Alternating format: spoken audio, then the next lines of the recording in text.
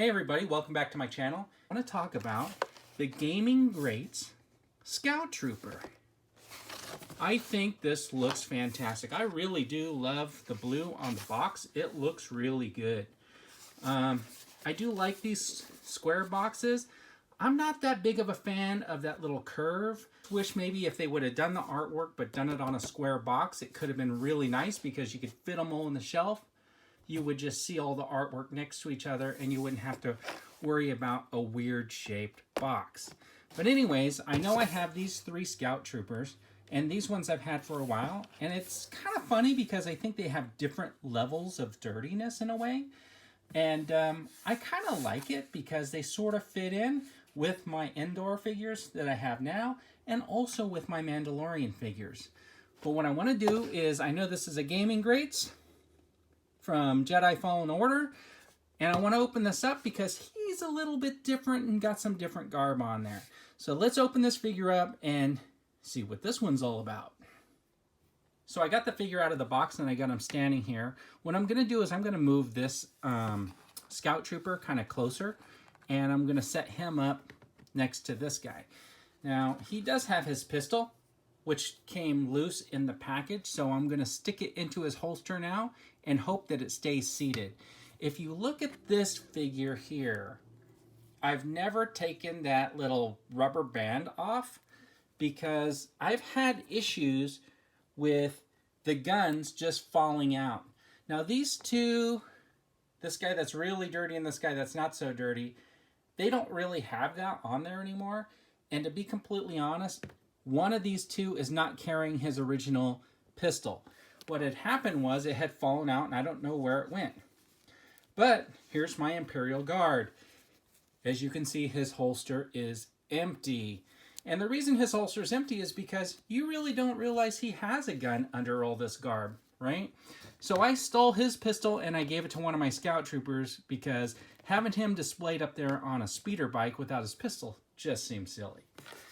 So anyways, he also comes with this shock baton, which is actually really cool. It's got this like electrified look on the end, which makes it look really cool. And I really do like the details that they got in there. And it does have some motion, like this comes in, comes out. So the tip comes in, comes out. And I think this baton looks really, really cool. So let's take a closer look at the figure. This is your Scout Trooper. I think he looks really good, just like all the rest of them. He looks very clean compared to my other ones. As you can see, his gun just fell out just by me holding on to him and turning him around. My finger hit the gun and it fell out on the floor. So anyways, here's his boots. You can see they're nice and white and clean, not like these other guys where they've been walking around in the mud. But I think it looks really good. So what I'm going to do here is I'm going to take this guy and let's just do a face comparison with the two. So you can see like between these two, they look pretty much the same.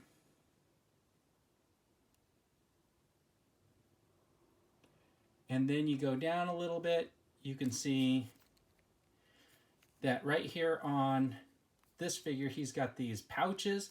And this figure doesn't have them because it would get in the way of this little shoulder piece.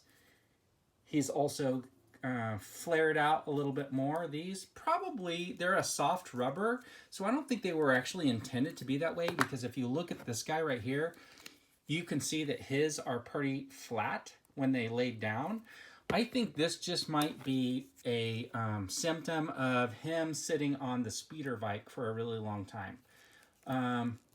You can see there's some paint differences here, right? If you flip him around, you're going to see the back. The old one has that like black line on him, right? The new one does not have that line. It's got a different paint scheme up top. Different paint scheme on the back of the arms.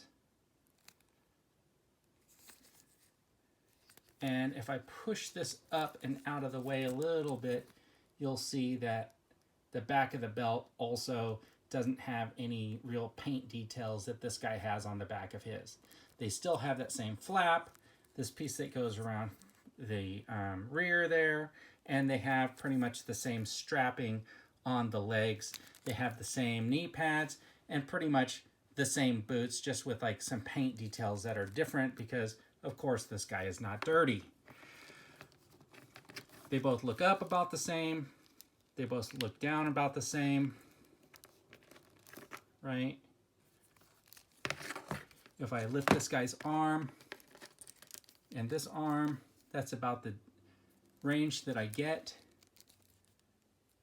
And then if I do the same thing with this guy, about the same range. So the one thing about this figure here is it does have this piece here. So you really have to do some manipulating. If you're going to bend the arm, you really want to stick that little coil on the outside and make sure that you don't end up breaking this. It's kind of interesting though, because this is a movable piece and you could just take it off completely if you're worried about it. But just be careful. Not like I usually am. Here's the thing though. So with this gaming grates and that coil, I would say that 4+, I'm not sure, right? With that coil right there and the way that's set up, I'm not sure that you could expect that same type of care and carefulness if you were handing this to a 4-year-old. But that being said, I'm not 4.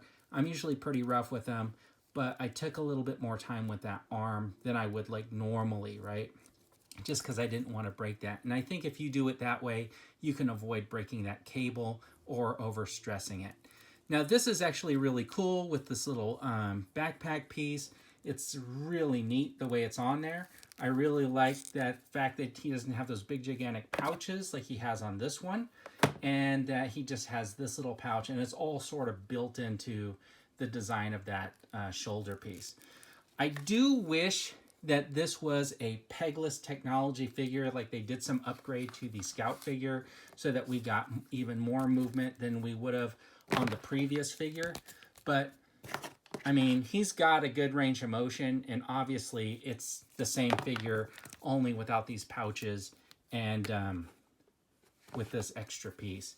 But I think overall it's a good figure. It has a really good look to it. You're not just getting your same Scout Trooper. So I really like adding this one to my collection. It's part of the gaming grates, and I think it's going to go well with the rest of these guys.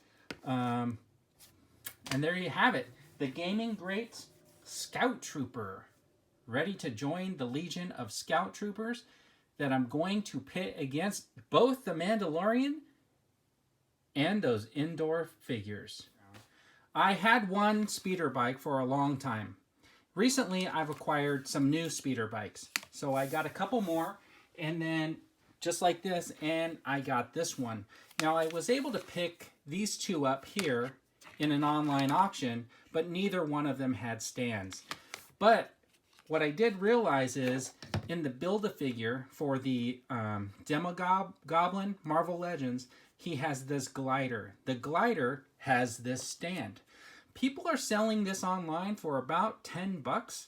So the way I see it is, for $10, I got a stand to go with my speeders that I think I got a really reasonable price for. So if I add it all together, I'm thinking I got each speeder for about $15. So I think that's pretty good. Didn't come with any figures, but that's okay because they got a new one coming out. It's got the Scout Trooper and the speeder bike, and the Scout Trooper is going to have the little baby Yoda in a satchel. So, you know, that one looks pretty good, and it's coming with a speeder bike and a Scout Trooper. So, thanks for watching, everybody. I really appreciate it, and have a great day.